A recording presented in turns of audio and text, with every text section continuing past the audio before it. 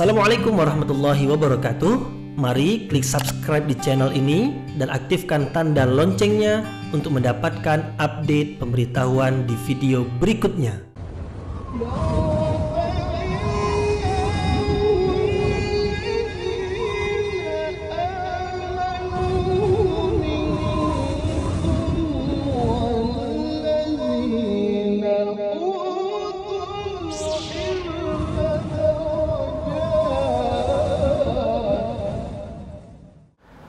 A'udzu billahi minasyaitonir rajim. Bismillahirrahmanirrahim. Assalamualaikum warahmatullahi wabarakatuh. Alhamdulillahirabbil alamin wa bihi nasta'in ala umurid dunya waddin. Nasta'inuhu wa nastaghfiruh. Wa na'udzu billahi min syururi anfusina wa min sayyiati a'malina. فمن يهده الله فلا مضل له ومن يضلل فلا هادي له أشهد أن لا إله إلا الله وحده لا شريك له وأشهد أن محمدا عبده ورسوله لا نبي بعده. Amma ba'd. Kita bersyukur kepada Allah Subhanahu wa taala yang masih melimpahkan rahmat dan nikmatnya. Kita bersyukur dengan memuji Allah, yaitu dengan mengucapkan Alhamdulillahi Rabbil Alamin. Segala puji bagi Allah yang mengatur sekalian alam. Kemudian tidak lupa pula bersalawat kepada Rasulullah Sallallahu Alaihi Wasallam, yaitu dengan mengucapkan Allahumma salli ala Sayyidina Muhammad wa ala ali Sayyidina Muhammad. Dan bersalam kepada Rasulullah dengan ucapan Assalamu alayka ya Rasulullah. Alhamdulillah kita dapat kembali meneruskan pengajian tafsir ayat-ayat suci Al-Quran yang insya Allah kita akan teruskan kepada ayat yang ke-41, 42, 43, 44 dan 45 masih lagi di surah Maryam, yaitu ayat 41 hingga 45 surah Maryam, yaitu yang menerangkan tentang kisah Nabi Ibrahim alaihi salam. Banyak di dalam ayat-ayat Al-Quran tentang kisah Nabi Ibrahim alaihi salam dan berada di bermacam-macam surah di dalam Al-Quran. Nah, di dalam surah Maryam yang kita pelajari sekarang ini adalah menerangkan tentang kisah Nabi Ibrahim berkaitan dengan usaha Nabi Ibrahim atau kewajiban yang dijalankan oleh Nabi Ibrahim sebagai seorang nabi untuk berdakwah kepada ayahnya sendiri. Nah, jadi lebih khusus kisah yang akan kita pelajari ini adalah dakwah Nabi Ibrahim kepada ayahnya, atau Nabi Ibrahim berdakwah kepada ayahnya. Di dalam ayat-ayat yang akan kita pelajari diterangkan bahwasanya Nabi Ibrahim alaihi salam menggunakan perkataan yang sangat terpilih di dalam menyampaikan kebenaran kepada ayahnya, yaitu masih dengan adab yang lemah lembut, sopan santun, dengan penuh kasih sayang, meskipun nanti di ayat yang berikutnya ayah Nabi Ibrahim alaihi salam sampai kepada mengancam Nabi Ibrahim alaihi salam, yaitu memberikan peringatan yang keras kepada Nabi Ibrahim. Tapi Nabi Ibrahim sebagai seorang anak, sebagai seorang pendakwah, beliau tetap santun, tetap beradab kepada orang yang didakwahi, apalagi yang didakwahi itu adalah ayahnya. Nabi Ibrahim alaihissalam menerangkan bahwasanya yang disembah oleh ayahnya itu yaitu berhala, yaitu patung, bukanlah Tuhan. Nabi Ibrahim menjelaskan Tuhan yang sebenarnya adalah Tuhan yang memiliki sifat kesempurnaan, yaitu mendengar, melihat, kemudian mampu menolong atau membantu. Sementara yang disembah berupa berhala itu mendengar tidak, melihat tidak, kemudian tidak juga mampu untuk menolong. Maka untuk apa disembah? Nah, berarti itu bukanlah Tuhan. Karena Tuhan yang sepatutnya disembah itu adalah yang memiliki sifat kesempurnaan. Kalau berdoa umpamanya meminta kepada Tuhan tersebut untuk membantu, bagaimana Tuhan itu akan membantu? Karena Tuhan itu pun tak mendengar apa yang kita minta. Maka bagaimana dia akan membantu? Nah, jadi Nabi Ibrahim alaihissalam menggunakan 3 kata untuk mematahkan kepercayaan ayahnya itu di dalam menyembah berhala, yaitu pertama adalah yang disembah itu tidak mendengar, kemudian yang disembah itu tidak melihat, kemudian yang disembah itu tidak mampu berbuat apa-apa. Nah, berarti apabila menyembah juga bermakna tidak menggunakan akal fikiran. Nah, orang yang cerdas tidak akan mungkin menyembah yang tidak berguna, yang tidak punya kemampuan apa-apa, yang tidak berdaya, yang tidak punya kuasa. Orang yang cerdas, orang yang pintar, orang yang menggunakan akal akan memahami bahwasanya yang disembah mestilah zat yang memiliki sifat kesempurnaan, yang maha mendengar, maha melihat, maha berkuasa atas segala sesuatu.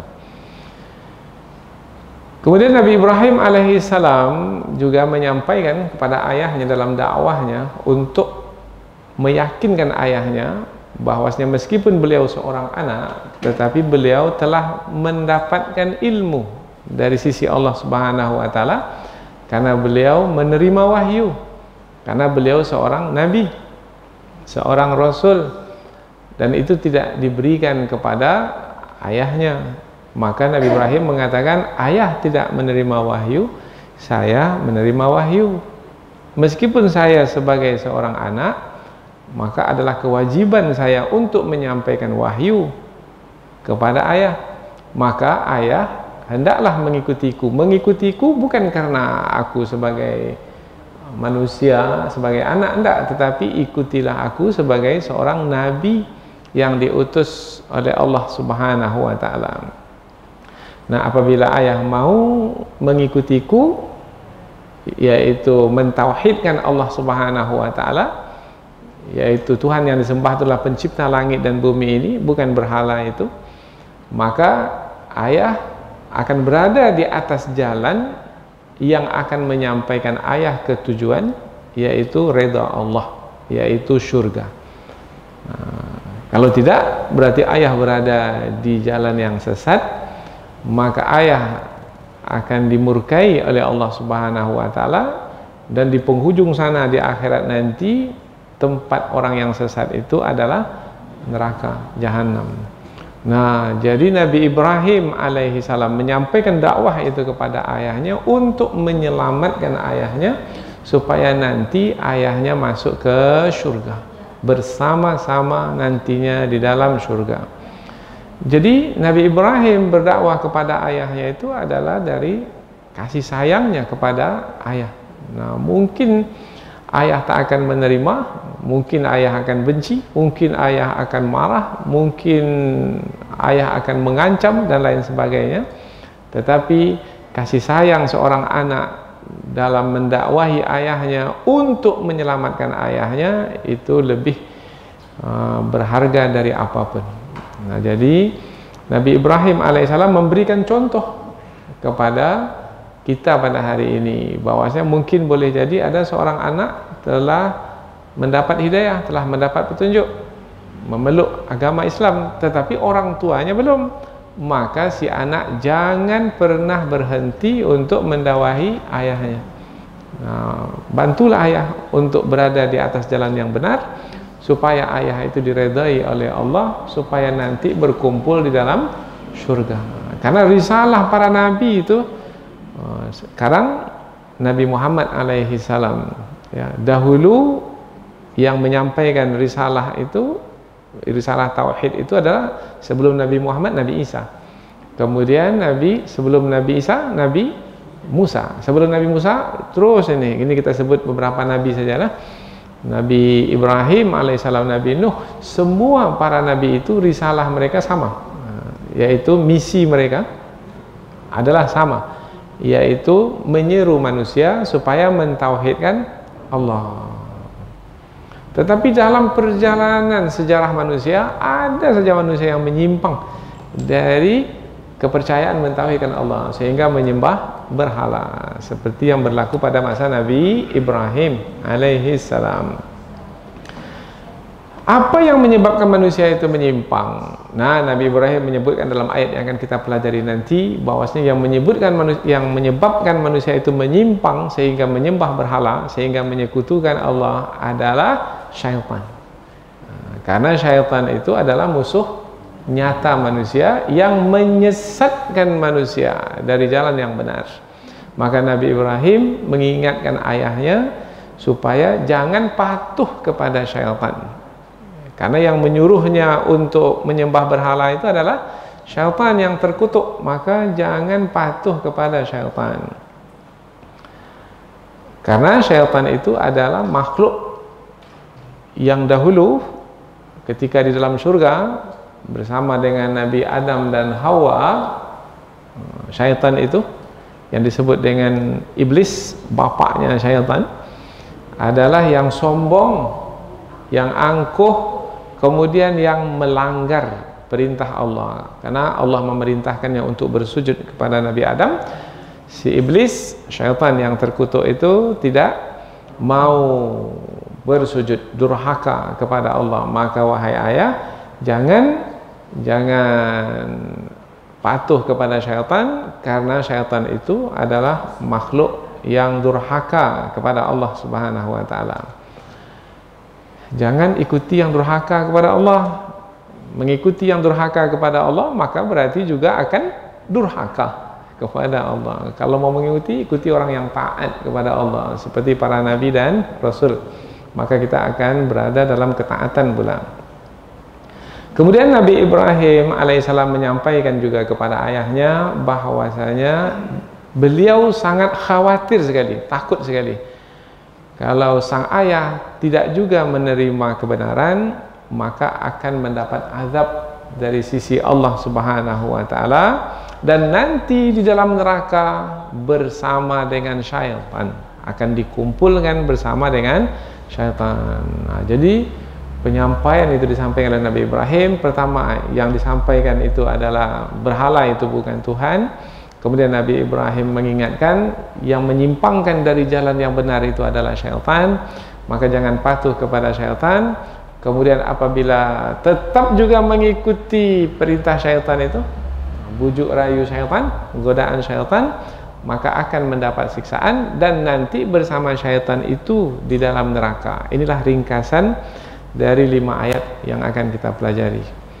Jadi kalau mempelajari tafsir yang ringkas, itulah yang ringkas. Rasanya tak sampai 10 menit ya. Nah, jadi ada tafsir itu dia tipis saja, tapi ada tafsir itu yang panjang. Nah, yang panjang itu berarti penjelasannya lebih banyak. Nah, apa tujuannya kalau kita berlama-lama dalam mempelajari ayat Al-Quran? Tujuannya supaya kita lebih mendalam, supaya kita lebih menguasai kandungannya, supaya kita bisa mengamalkannya dengan lebih mudah. Karena semakin banyak pengetahuan kita terhadap kandungan ayat itu, semakin mudah bagi kita untuk mengamalkannya. Maka pilih yang mana? Belajar tafsir yang beberapa ayat ini 10 menit, atau yang sampai 1 jam, atau 1 malam. Nah, ada beberapa kitab tafsir itu sampai 30 jilid, banyaknya, besar sekali. Kalau kita urut, kita letakkan di lemari, sampai dari dinding ke dinding, begitu banyak kandungannya. Baik, kita ambil yang sederhana saja, yaitu pengajian kita ini lebih kurang 50 menit saja insyaallah. Sebagaimana biasa, sebelum kita sampai kepada penjelasan yang lebih terperinci, kita akan membaca ayat terlebih dahulu, kemudian kita akan terjemahkan kata per kata. Setelah itu barulah kita akan bahas ayat ini. Allah Subhanahu wa taala berfirman, a'udzubillahi minasyaitonir rajim, bismillahirrahmanirrahim. Wadhkur fil kitabi Ibrahim innahu kana siddiqan nabiyya idh qala li abihi ya abati lima ta'budu ma la yasma'u wa la yubsiru wa la yughni 'anka syai'a. Ya abati inni qad ja'ani minal ilmi ma lam ya'tika fattabi'ni ahdika siratan sawiyya. Ya abati la ta'budis syaitan inna syaitana kana lirrahmani 'asiyya. Ya abati inni akhafu an yamassaka 'adzabun minar rahmani fatakuna lisyaitani waliyya. Allah Subhanahu wa taala berfirman, wadhkur, dan sebutlah atau ceritakanlah atau kisahkanlah wahai Muhammad, perintah dari Allah kepada Nabi Muhammad, fil kitab, di dalam kitab suci Al-Quran. Dalam kitab suci Al-Quran ada kisah. Kisah siapa? Ibrahim. Kisah Nabi Ibrahim.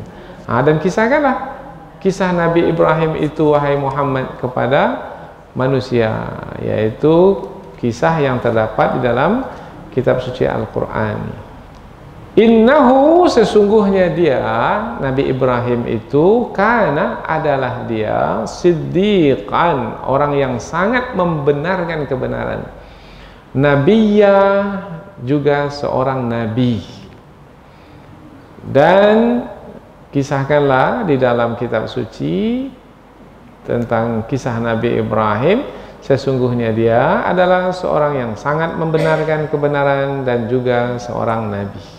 Ayat berikutnya, ingatlah ketika qala, dia Nabi Ibrahim berkata, li abihi, kepada ayahnya, ya abati, wahai ayah, lima, mengapa, ta'budu, kamu menyembah, ma la yasma'u, apa-apa yang tidak mendengar, wala yubsiru, dan tidak melihat, wala yughni 'anka, dan tidak pula mendatangkan manfaat kepadamu, syai'a, sedikit pun.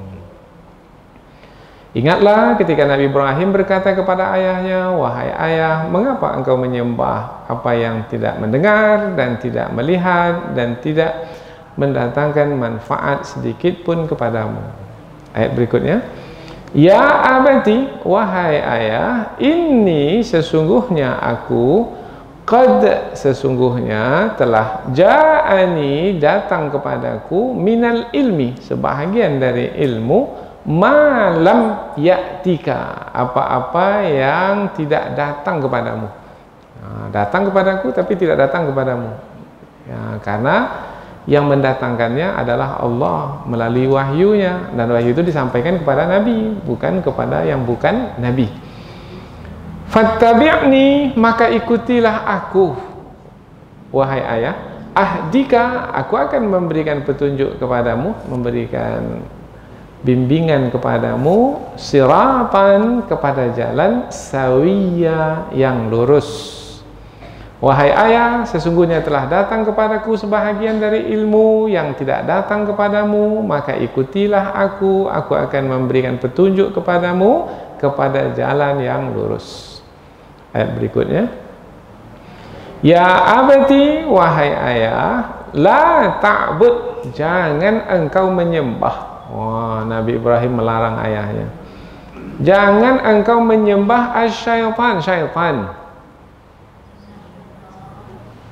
Tadi kita sebut ayah Nabi Ibrahim itu menyembah apa?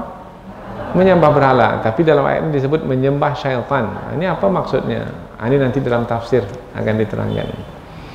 Inna, sesungguhnya asyaitan, syaitan itu, kana, adalah lirrahman, kepada Allah yang maha pengasih, asiyya, durhaka atau bermaksiat. Wahai ayah, jangan engkau menyembah syaitan, sesungguhnya syaitan itu adalah durhaka kepada Allah yang maha pengasih. Ayat berikutnya, ya abati, wahai ayah, ini sesungguhnya aku, akhafu, aku takut, ayyamassaka, akan menimpamu, azabun, azab atau siksaan, minar rahman, dari sisi Allah yang maha pengasih, fatakuna, maka jadilah kamu wahai ayah, lisyaitan, bagi syaitan itu waliya, teman.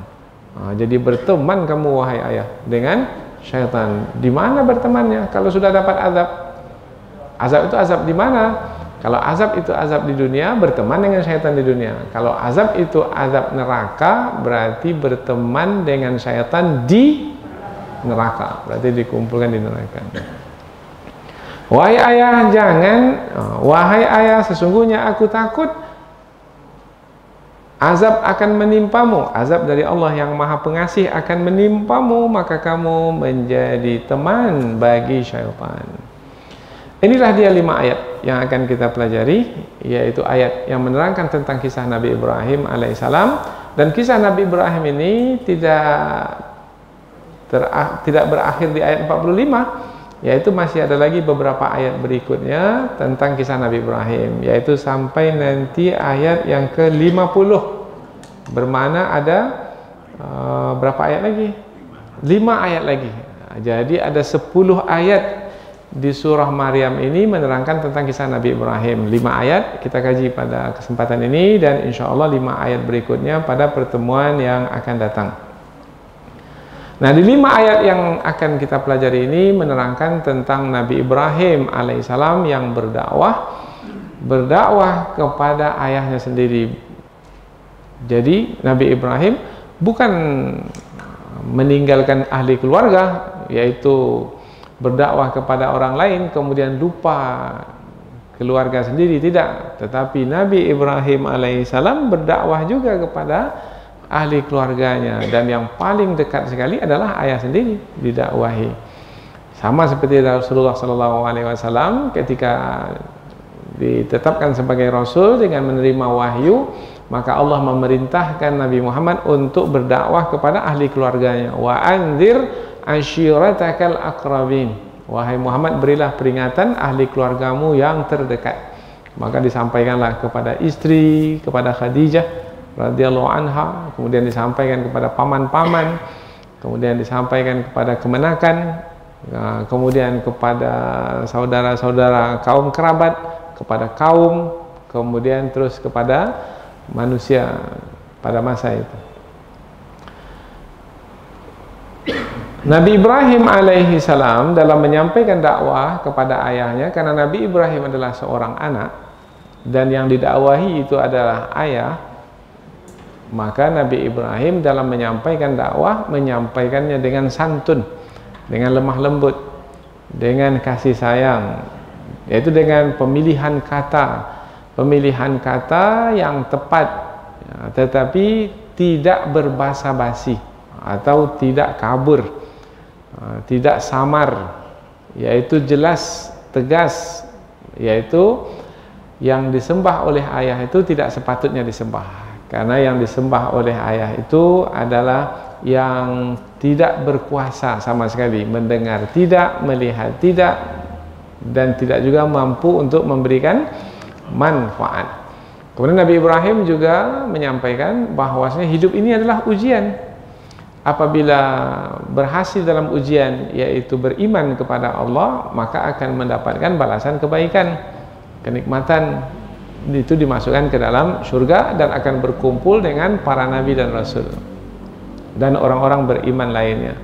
Namun apabila gagal dalam ujian, yaitu tidak mau beriman, mentauhidkan Allah Subhanahu wa taala, berarti akan bersama dengan syaitan di dalam neraka, akan mendapatkan siksaan di dalam neraka. Jadi hidup di dunia ini adalah sebagai ujian. Jadi Nabi Ibrahim alaihissalam menyampaikan kepada ayahnya itu bahwasanya, wahai ayah, pastikan diri betul, tepat di dalam memilih, yaitu memilih kebenaran, supaya nanti dimasukkan ke dalam surga, mendapatkan kesenangan.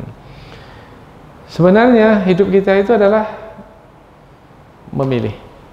Karena hidup ini adalah ujian, maka kita pada hari ini juga memilih. Ada yang benar, ada yang dari sisi Allah adalah yang benar. Ada yang sesat, yang salah, ada. Yang sesat, yang salah itu dari mana datangnya?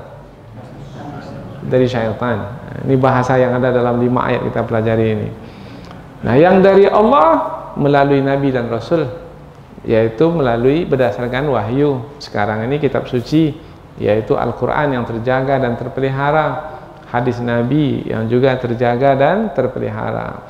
Ini dia wahyu-wahyu Allah, ini dia Al-Quran, ini dia hadis Rasulullah, ini dia kebenaran.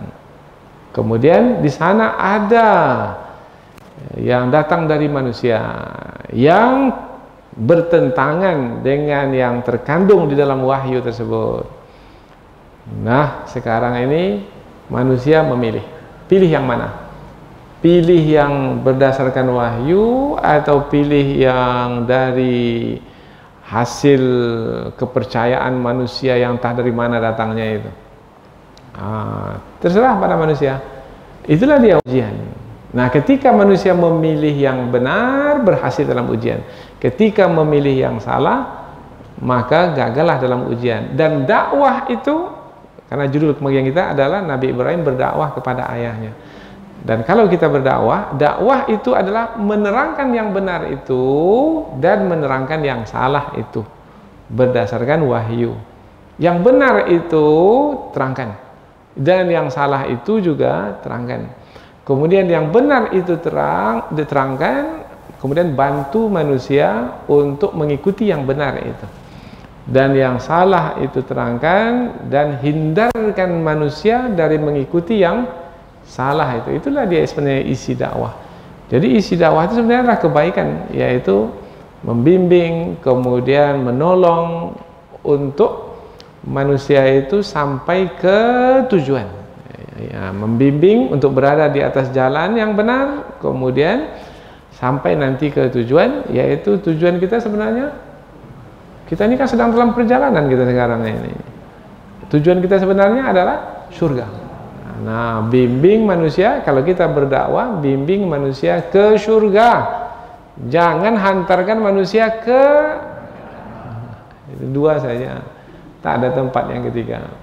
Jadi isi dakwah itu sebenarnya adalah berkaitan dengan surga, neraka, pahala, dosa, kebenaran, kebatilan, kemudian teman, kemudian musuh. Itulah isinya.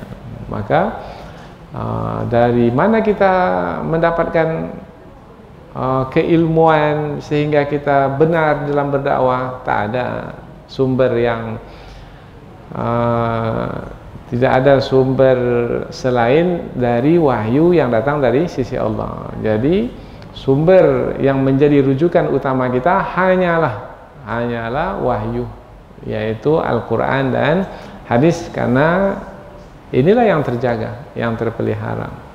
Jangan berdasarkan dongengan, jangan berdasarkan khurafat, jangan berdasarkan cerita-cerita dari mulut ke mulut yang turun-temurun, yang kita tak tahu entah tepat entah tidak.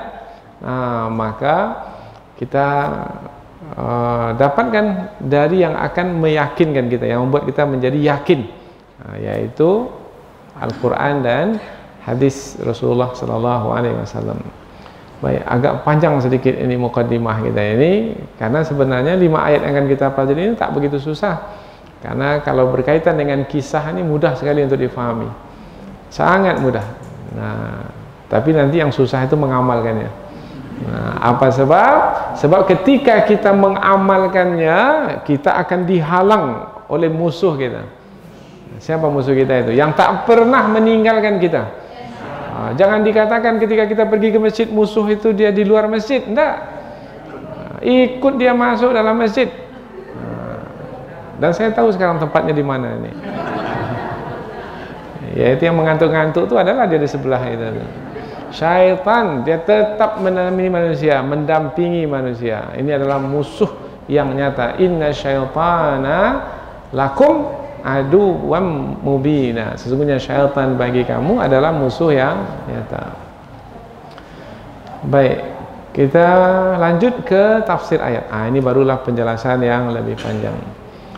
Kita mulai dari perkataan wadhkur, wa yang ada di pangkal ayat. Wadhkur, wa, dan Apabila ada ayat dimulai dengan dan, berarti ayat itu bukanlah ayat yang berdiri sendiri, tidak. Tetapi ayat itu berhubungan dengan ayat sebelumnya. Tak mungkin tiba-tiba muncul kata dan, tak mungkin.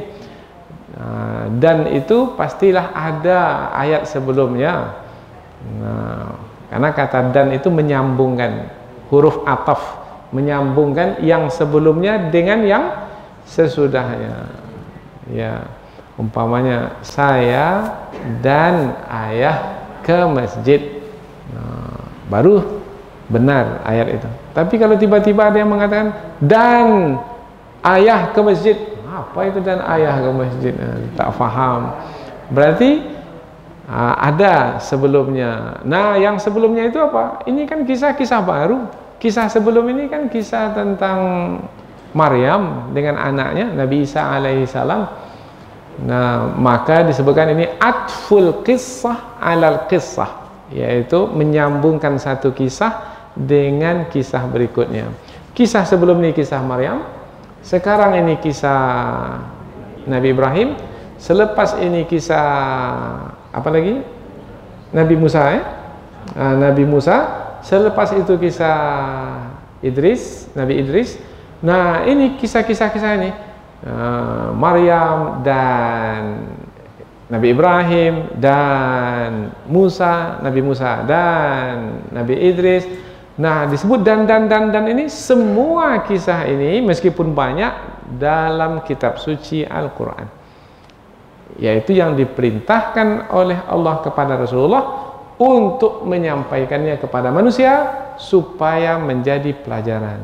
Nah, jadi kata wa yang ada di pangkal itu, itu dia penjelasannya panjang jadinya. Dan berarti kisah ini adalah sambungan dari kisah yang sebelumnya. Jadi jangan difahami bahwasanya kisah Nabi Ibrahim ini berdiri sendiri. Tidak.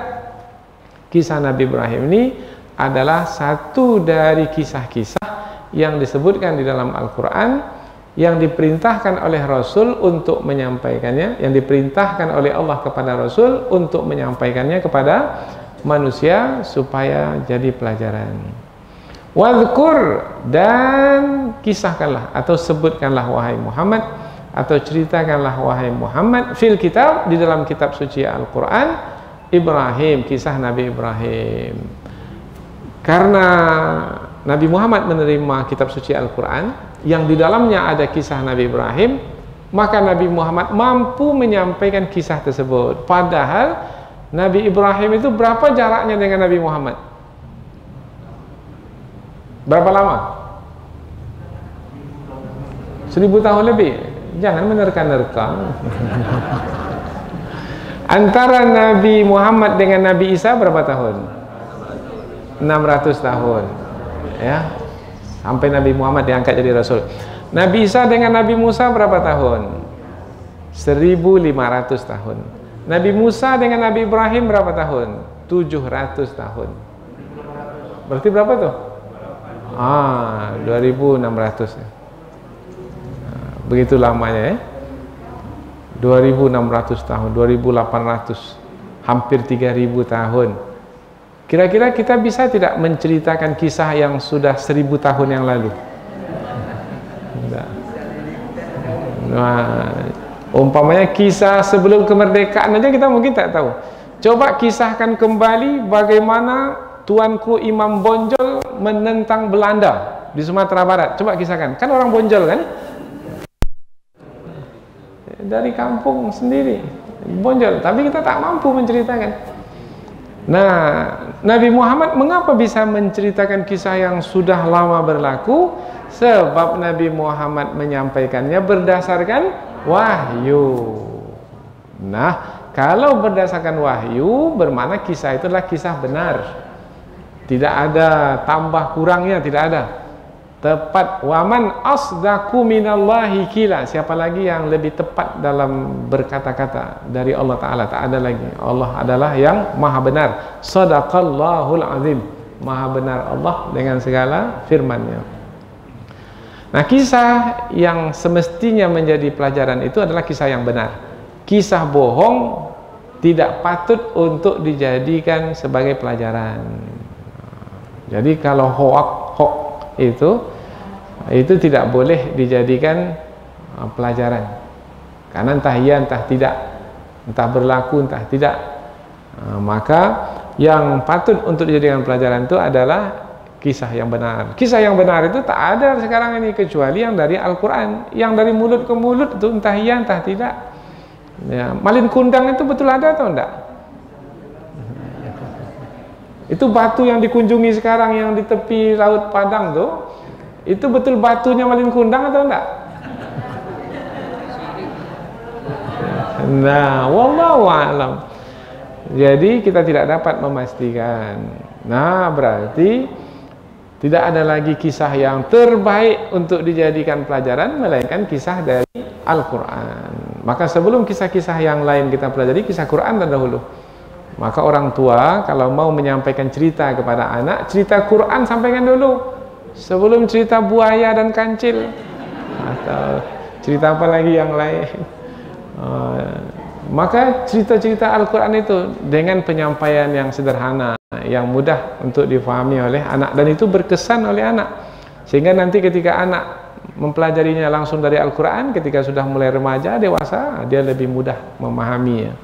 Oh, ini yang dahulu disampaikan oleh mak dahulu sebelum tidur, yaitu kisah Nabi Ibrahim mengajak ayahnya untuk mengikuti jalan yang benar. Ya. Jangan seperti yang kita sampaikan ini, payah nanti anak itu nanti memahaminya. Langsung anak tertidur nanti. Nah, tak dengar kisah lagi dia. Tapi kalau pandailah si ibu itu bercerita, wah, si anak itu setiap malam akan tagih ibunya. Cerita dulu mak. Nah, cerita Nabi. Nah, maka di rumah itu hendaknya adalah kisah 25 Nabi. Nah, ada juga komiknya itu. Kalau anak-anak yang masih kecil-kecil suka dia dengan cerita bergambar, maka berikan kepada anak supaya dapat cerita dari Al-Quran. Innahu kana siddiqan nabiyya. Sesungguhnya dia, Nabi Ibrahim itu adalah, ini pemberitahuan dari Allah, yaitu Nabi Ibrahim yang dikisahkan itu adalah seorang siddiqan. Siddiq maknanya adalah yang membenarkan kebenaran. Nah, jadi orang yang benar, as-sidqu, orang yang membenarkan kebenaran, as-siddiqu. As-sidqu, as-siddiqu. Maka ada terjemahan untuk siddiqan ini, orang yang sangat membenarkan kebenaran, bermakna senantiasa membenarkan kebenaran. Siapa dari sahabat Nabi yang juga bergelar siddiq?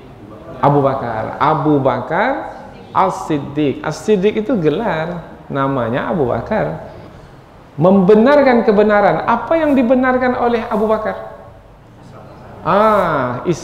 Isra dan Mi'rajnya Rasulullah. Kan peristiwa yang luar biasa.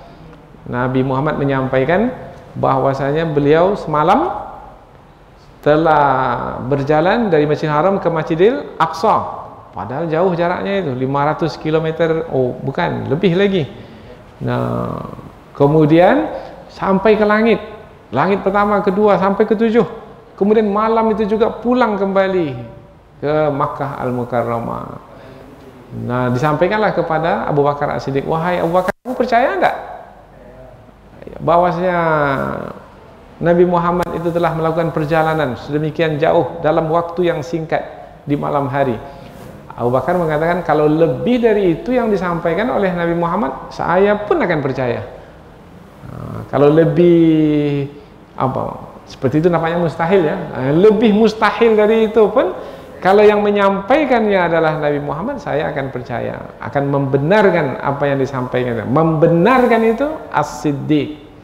Nah, jadi Nabi Ibrahim itu siddiqan, membenarkan kebenaran.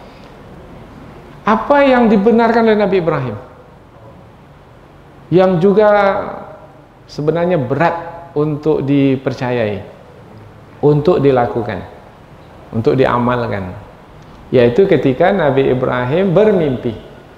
Di dalam mimpi itu Nabi Ibrahim menerima wahyu dari sisi Allah untuk menyembelih anaknya. Sudah lama menanti kehadiran anak. Nabi Ibrahim sudah tua, baru dapat anak Ismail. Kemudian anak ini pula sudah besar, remaja, sudah bisa membantu. Kemudian bermimpi, dalam mimpi itu Allah memerintahkannya untuk menyembelih anak. Kalau kita lah kira-kira bagaimana? Sanggup tidak kita menyembelih anak sendiri yang sudah lama kita nanti? Nabi Ibrahim membenarkan, karena mimpi seorang nabi itu adalah wahyu. Nah, maka Nabi Ibrahim membenarkan mimpinya itu. Perintah Allah dalam mimpi itu dibenarkan, maka Nabi Ibrahim bawa anak, kemudian pergi ke tempat penyembelihan. Dalam perjalanan ke tempat penyembelihan bertemu dengan syaitan. Maka syaitan pun mengatakan, wahai Ibrahim, akan kamu sembelih anakmu yang selama ini kamu nanti-nanti. Sekarang sudah besar, kamu sembelih sendiri dengan tanganmu sendiri. Ayah macam mana kamu ini, wahai Ibrahim? Kira-kira bahasanya begitulah pada hari ini. Nah, kira-kira Nabi Ibrahim terpedaya tidak dengan perkataan syaitan itu? Tidak, ambil batu, lempar. Nah, itu dah melempar jamarat di Mina itu berkali-kali. Karena Nabi Ibrahim tidak mau membenarkan perkataan syaitan itu, tetapi membenarkan perintah Allah. Maka di dalam surah apa itu yang berkaitan dengan kisah Nabi Ibrahim menyembelih Nabi Ismail, qad saddaqtar ru'ya inna kadzalika najzil muhsinin. Wahai Ibrahim, engkau telah membenarkan mimpimu itu, dan sesungguhnya kami memberikan balasan kepada orang-orang yang berbuat baik. Jadi Nabi Ibrahim adalah seorang yang membenarkan kebenaran, siddiqan nabiyya, membenarkan dengan perkataan, membenarkan dengan perbuatan. Nah, siddiqan ini membenarkan dengan perkataan. Umpamanya kalau saya tanya, ada tidak ayat Al-Quran yang menerangkan tentang riba itu haram? Berarti Bapak telah berkata benar, karena memang ada dalam Al-Quran, ahallallahu al-bai'a wa harramar riba. Rekening masih di bank konvensional atau sudah pindah ke bank syariah?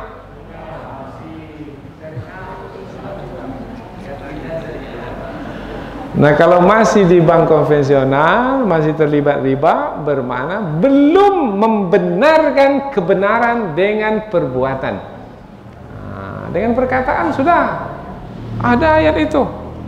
Mana ayatnya? Hafal pula dia ayatnya. Ini dalilnya. Masya Allah. Tapi rupanya rekeningnya masih di bank konvensional. Bermakna belum lagi membenarkan kebenaran dengan perbuatan. Jadi membenarkan kebenaran dengan perkataan, membenarkan kebenaran dengan perbuatan. Banyak orang yang tahu dalil tapi tak mengamalkannya. Nah, itu orang yang tidak membenarkan kebenaran. Banyak orang yang berilmu tapi tidak mengamalkan ilmunya. Itu orang yang tidak membenarkan kebenaran. Zakat itu wajib atau tidak? Wajib kalau sudah cukup nisabnya sampai haulnya. Ada ayatnya?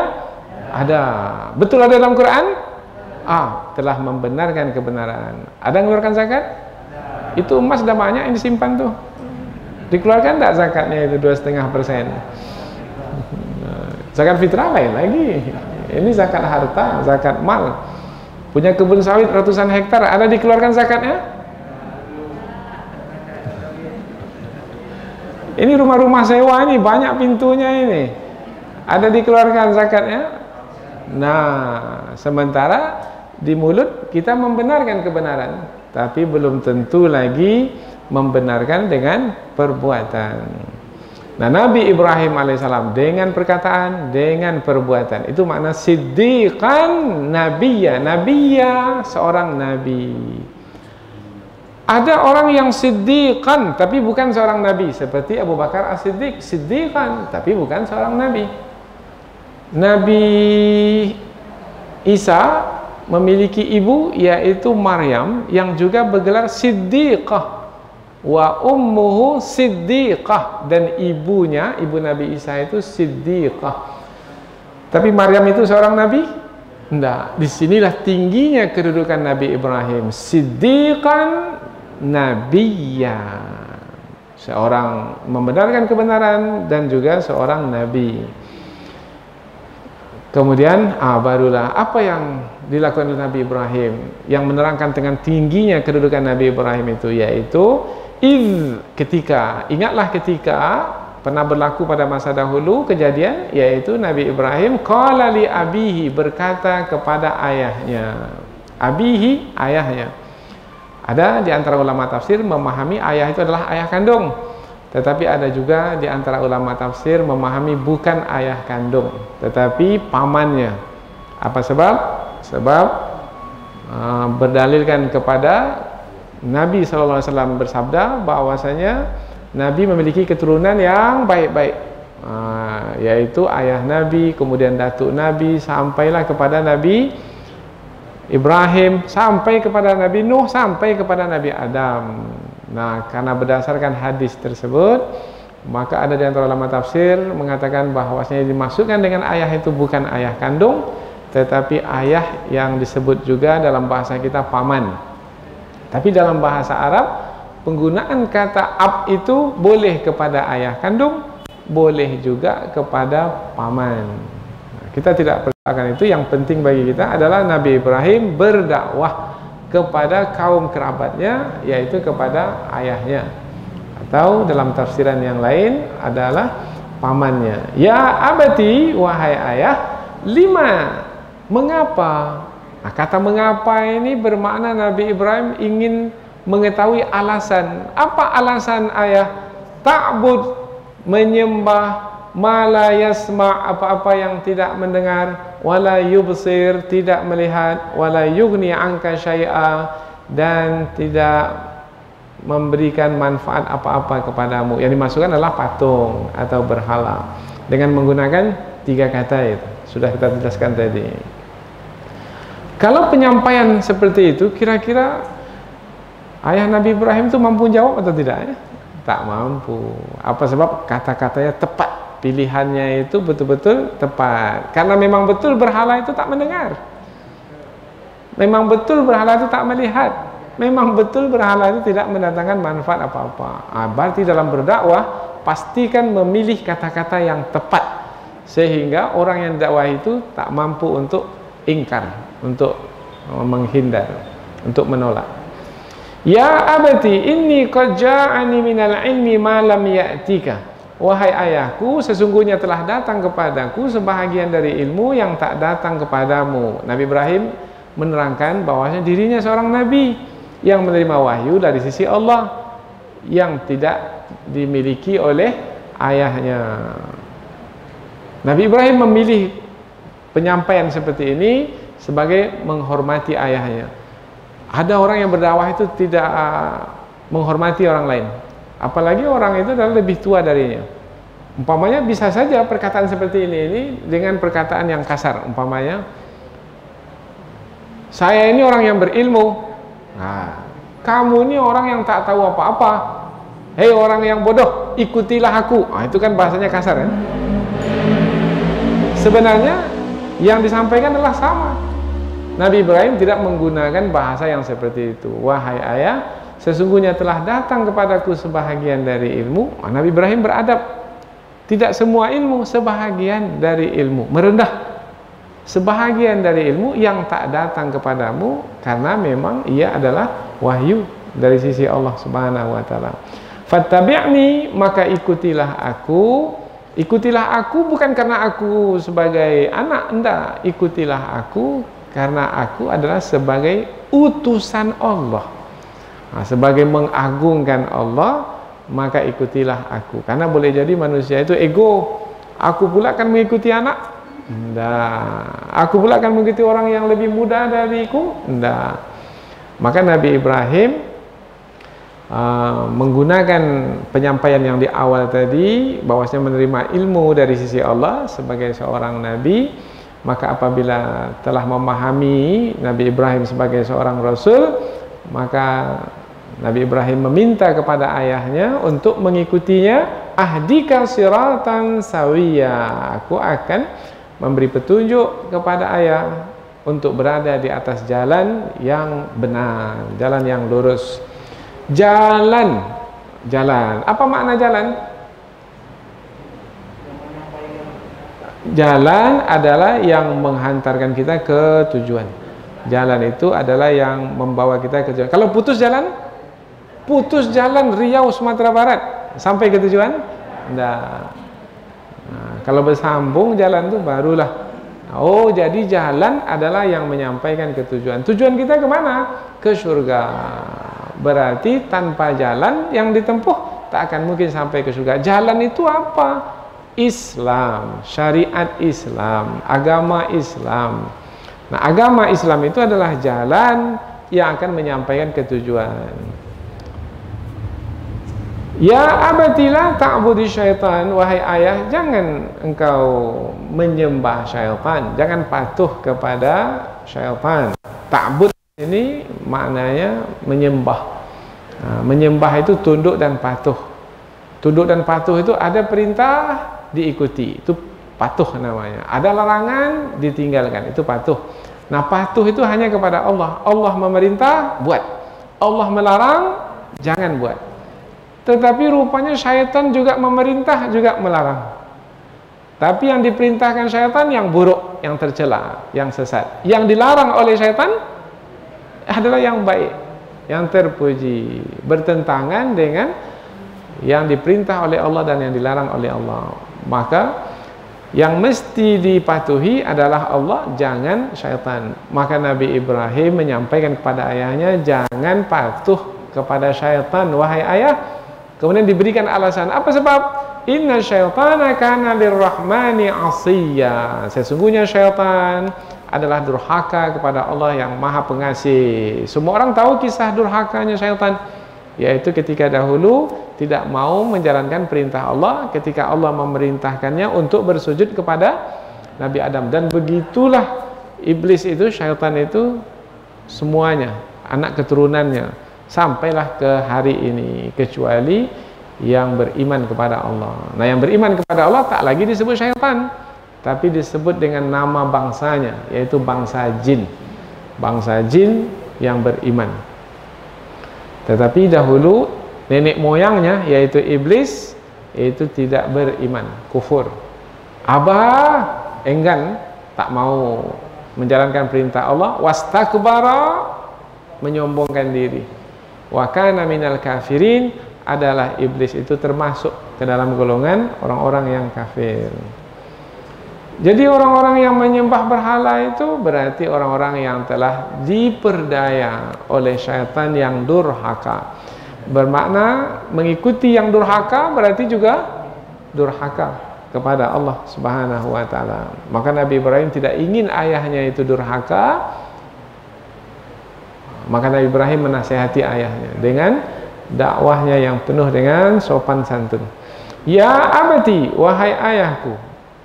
Coba kita lihat, sudah berapa kali ya abati itu. Nah, itu adalah seruan yang penuh kasih sayang sebagai anak yang sangat menghormati orang tua. Ya abati, wahai ayahku, inni akhafu an yamassaka adzabum minar rahman. Sesungguhnya aku khawatir, takut azab dari Allah yang Maha Pengasih akan menimpamu, wahai ayah. Jadi seorang pendakwah mesti punya rasa kekhawatiran terhadap orang yang didakwahi. Apabila mereka tidak menerima dakwah, mereka akan mendapatkan bencana, malapetaka. Jadi mesti ada rasa rasa keprihatinan, prihatin, merasa khawatir apabila yang didakwahi itu nanti mendapatkan siksaan dari Allah Subhanahu wa taala. Jadi motivasi seorang pendakwah itu adalah bagaimana menyelamatkan orang yang didakwahi. Bukan merendahkan, bukan mengecilkan, bukan menghinakan, bukan mengkeji, bukan memaki, tidak. Nah, dakwah itu disampaikan dengan sopan santun dan penuh harapan untuk menyelamatkan orang yang didakwahi. Fatakuna lisyaitani waliya, dan akan menjadi atau menjadilah ayah kalau ayah tetap juga tidak mau beriman, tetap juga menyembah berhala, tetap juga patuh kepada syaitan, maka jadilah ayah teman bagi syaitan itu di neraka. Jadi kalau dipahami tadi azab tadi adalah azab neraka, maka syaitan akan menjadi teman ayah nanti di neraka. Itu yang membuat aku khawatir, membuat aku takut. Maka jangan sampai ayah. Maka aku sangat berharap sekali wahai ayah untuk meninggalkan penyembahan berhala itu dan mentauhidkan Allah Subhanahu wa taala. Inilah dakwah Nabi Ibrahim kepada ayahnya, kisah yang banyak sekali pelajaran di dalamnya, yaitu bagaimana Nabi Ibrahim menyampaikan kebenaran kepada ahli keluarganya, kepada ayah sendiri. Tetapi meskipun seorang anak menyampaikan ayah kepada ayahnya, tapi Nabi Ibrahim tetap memilih kata-kata, yaitu kata-kata yang terbaik, yaitu beradab bersopan santun dengan tidak meninggalkan ketegasan di dalam menyampaikan dakwah, yaitu tidak menyampaikannya dengan samar atau berbahasa basi atau dengan mengikut keinginan sang ayah. Tidak. Nah, sampaikan yang benar itu benar dengan hikmah. Ud'u ila sabili rabbika bil hikmati wal mau'izatil hasanati wa jadilhum billati ya ahsan. Serulah, dakwahilah manusia ke jalan yang benar itu dengan hikmah, dengan bijaksana. Tempatkan kata pada tempatnya. Kemudian bersikap dengan terpuji, dengan akhlak mulia. Kemudian dengan pelajaran, mau'izah, nasihat. Kemudian kalau nanti ada yang mendebat, ingin berdiskusi, tapi dengan cara yang terbaik. Itu 3 cara di dalam berdakwah. Nabi Ibrahim alaihissalam menggunakan kebijaksanaan itulah di dalam berdakwah kepada ayahnya, meskipun sang ayah itu menolaknya dengan ancaman. Nah, ini akan diterangkan dalam ayat berikutnya insyaallah. Insyaallah kita akan sambung pada pertemuan yang akan datang. Subhanakallahumma wa bihamdika asyhadu an la ilaha illa anta wa astaghfiruka wa atubu ilaik. Wassalamualaikum warahmatullahi wabarakatuh.